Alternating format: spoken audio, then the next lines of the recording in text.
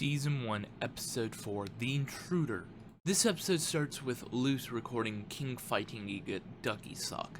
This is cute.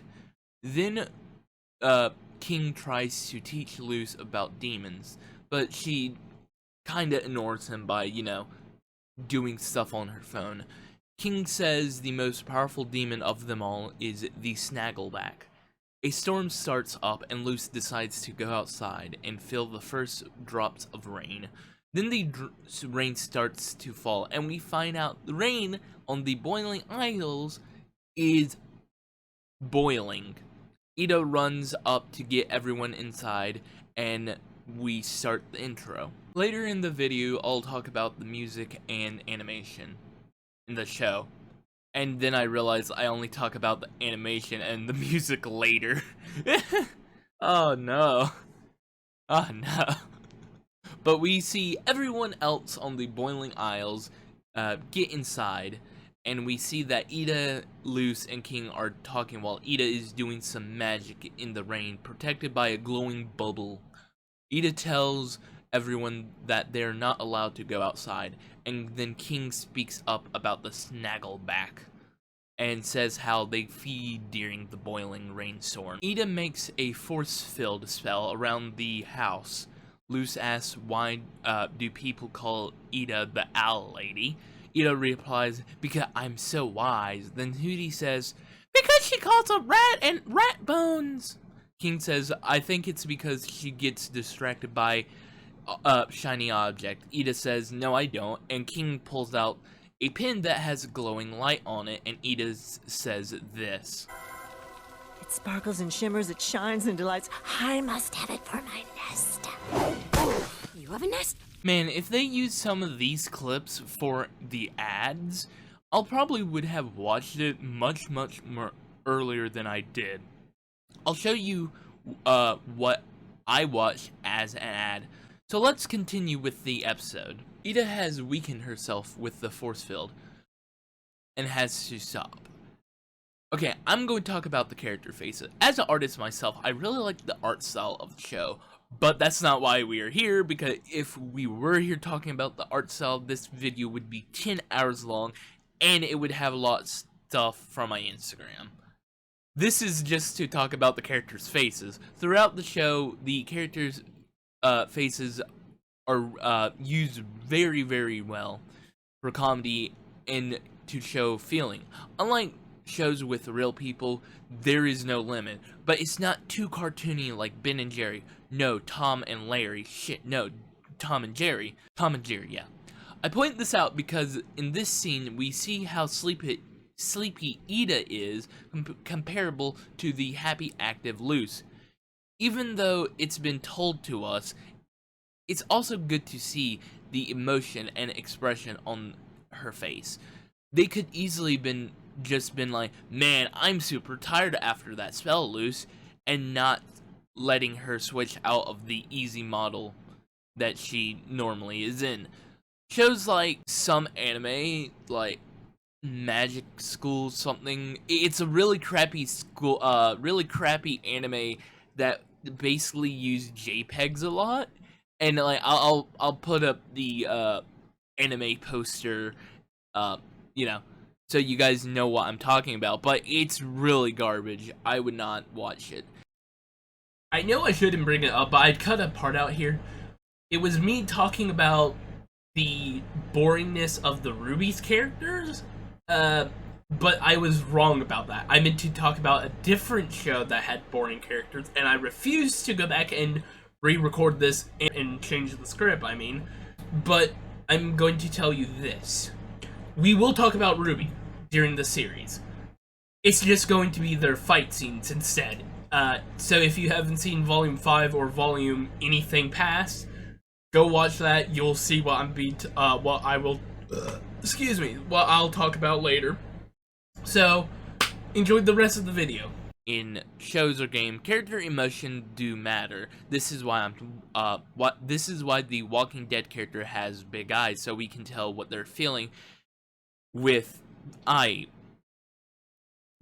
contact, basically. And the Owl House with its art design lets you see the characters are feeling at all times.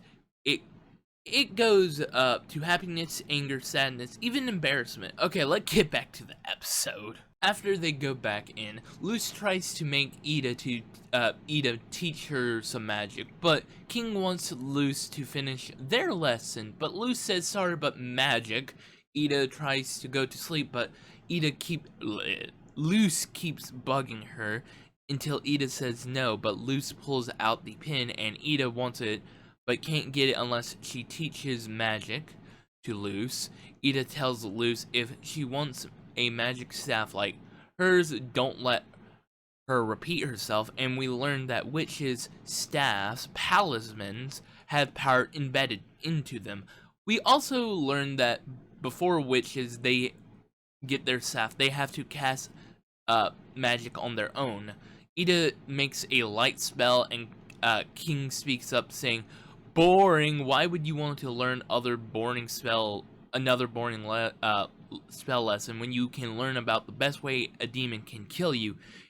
Then Ida tells Luce that everything has to come from something and asks her where she thinks magic comes from, and Luce says from the heart, and Luce got it right. Magic comes from a bile sac of magic that is attached to the witch's heart.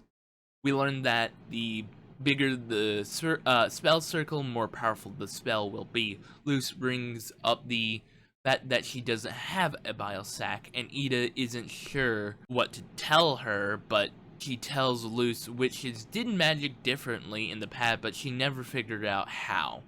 Then she tells Luce that Luce will figure it out one day. Before Ida could go lay down, Luce tells her she can record it on her phone. When she starts recording, she says this: "You're on camera. One more spell won't kill you." Then Ida falls asleep. Then King says this: Well, looks like one more spell killed Ida. Luce knocked out Ida, and King starts bapping her on the nose. Luce says we should go get help, but King stops her because of the boiling rain. But Hootie tells King to let Luce run out, but they close the door, and Luce tells King what happens if she's dead, and King points out the fact that her head got cut off the other day, and Luce convinces King to help Ida up to her room. They let Ida sleep. Luce tries to do the spell, but every time she does, nothing happens. King gets upset after Luce says not now, after he tried to show his drawing of a demon.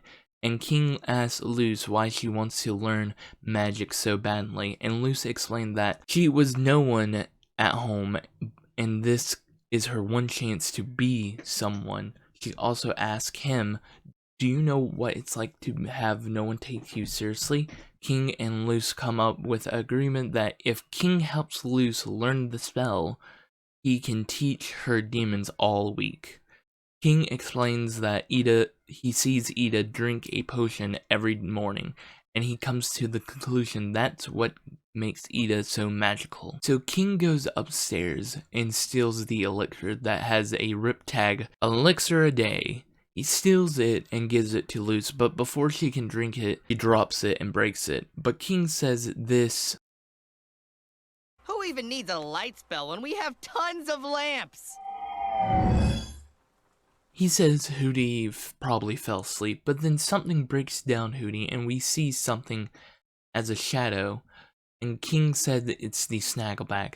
Then the figure breaks through a window, and Luce said, "This is so bad, why are you so happy?" And King tells her that this could be a lesson, and to see a wild demon up close.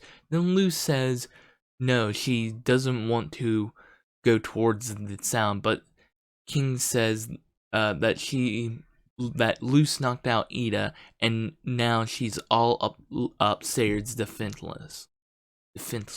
So Luce and King go upstairs to look for the monster in Ida's room, but when they get there, they see that Ida is gone. So King gets his book and leaves Luce alone, and when he comes back, Luce is also gone. So he chases the monster to a door where he sees one of Luce's shoes, and he finds that the Snaggleback isn't as big as the shadow monster, But it explains to King that he came through a window just now and didn't break down the door or kidnap Luce, and then this happens. Huh? Well then, what? Oh no! A twist! And the monster comes through the door and it attacks King, but he escapes by Luce grabbing him while he's running down a corridor. And they hide in a room. And Luce tells King that he lost King after he went to get his books and lost one of her shoes. And King finds the other half on the tag on the underside of Luce's shoe.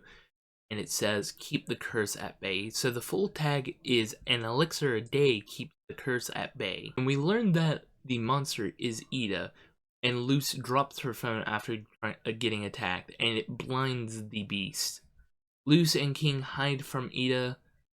King feels bad for taking the elixir just so Luce would get into demons.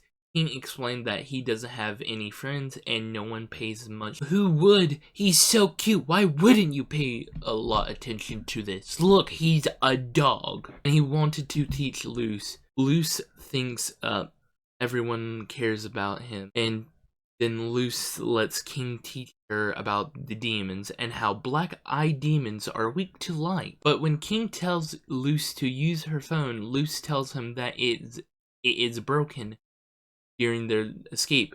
And can I just say that that's not how a phone works. The screen is cracked. That doesn't mean the phone camera won't work. Then he says how about the light spell, but she can't do it. But when she rewatches the video this time, she sees a sign, and she is the only one who sees it. When she draws it and touches it, it turns into a light spell that she was trying to do. She gets excited and she gets a plan. King lures Ida with the pin, and Luce uses the sign to knock out the beast. And we cut to Ida drinking the elixir, and we see her necklace is half black before she finished the elixir. And she finished the elixir, and her necklaces go back to normal. King tells Ida that he found one of them in the closet, and Ida says he should break every bone in his body, but he stops and shows her to Luce, drawing and making the light orb. Ida is surprised that Luce is making magic, and we learn that Ida was cursed when she was younger. Quote, when I was younger, I got cursed. I don't know how it happened, but all I know that is that if I don't drink the elixir, well, that's why people call me the Owl Lady. We learned that if you take the right steps, it's manageable. Then Ida points out that Luce is doing magic, and Luce tells Ida that he got great engagement from a great teacher, and Hootie starts screaming, and Luce and King goes to help with that. Ida falls asleep, and we see a door open with a shadow person of the person who cursed Ida, and Ida wakes up. Then we cut to the bottom of the stairs where Luce is fixing up Hootie, and King is talking to the Snaggleback about the Albies. This episode was a fun episode. We also learn more about the magical in this world and some demons, and all the jokes are funny, but it's slow in the first half, but that could just be me writing this stuff down when I was watching it. I give it an 8 out of 10. We learn more stuff about Ida, like how she has a curse and how she drinks elixir from to keep it taking over. King is the funniest in this episode, but we also see that he is sad when no one pays attention to him and to his book. Luce learns how to do magic and learns how magic is cast with humans. Even though there was not a lot of character growth in this episode, it's a pretty good one and also a funny one. I say in the first half of these, I'm going to say the same thing. Oh, it's funny. It's a good episode, because half of these are just adventure and story episodes, and it's hard to differentiate from them. So it's oh, is this one a adventure one or a story one? Oh, it's a story and an adventure. Like Gravity Falls, but, less that. The Intruder is the next episode we're going to talk about. What did you think of this? This is when King was really the main character, and Ida beast form is shown, stuff like that. I actually do like it as a story episode. Because that's the one where they had to give Ida her potion, right? Because he turned into the Albies. Yep. Yeah. I enjoyed it. I actually enjoy that episode as a story episode. Definitely. Because it really, really kept my interest with the show, wondering what that whole deal was. The Owl Lady, I actually wonder why they called Owl Lady. I figure it's because she lives in Hootie. That's what I thought too. I thought they called her the Owl Lady because she had an owl house, Yeah. And then, when she turns to the Owl Lady, I'm like, oh, that's why they call her the Owl Lady, huh? Yeah. And before, they, you actually saw her as the Owl Beast, who did you thought it was? Snaggleback? I didn't. You see, and this is why I love the people that make Gravity Falls, and that's because they pulled this before when they had the gnome episode. Yeah, where, they had the vampire, and then they clearly showed the fucking gnomes on the other side. Yeah, and they faked this out again in this one with the Snaggleback, and then in reality it was just Ida the Owl Beast. Yeah, that was and when the Snaggleback is actually shown, it's like, Snaggleback, why are you here? Then it's like, what a twist when the Owl Beast kills the Snaggleback. Yeah, no, it was definitely a twist I did not see coming. I completely did not see that coming, and legit, when I first watched that, I was going to bed, and I'm like, I cannot fall asleep now because that was so awesome. Yes. Yeah, no, when that came up, I was like, man, so this episode is just gonna be about King and him beating up the Snaggleback while he was resting, huh? And then when they revealed that the Snaggleback was just Ida, I was like, oh. There was that. I think that was the first time Luce had ever used a glyph too. The glyphs. We learned that the magic system for humans in this world is glyphs.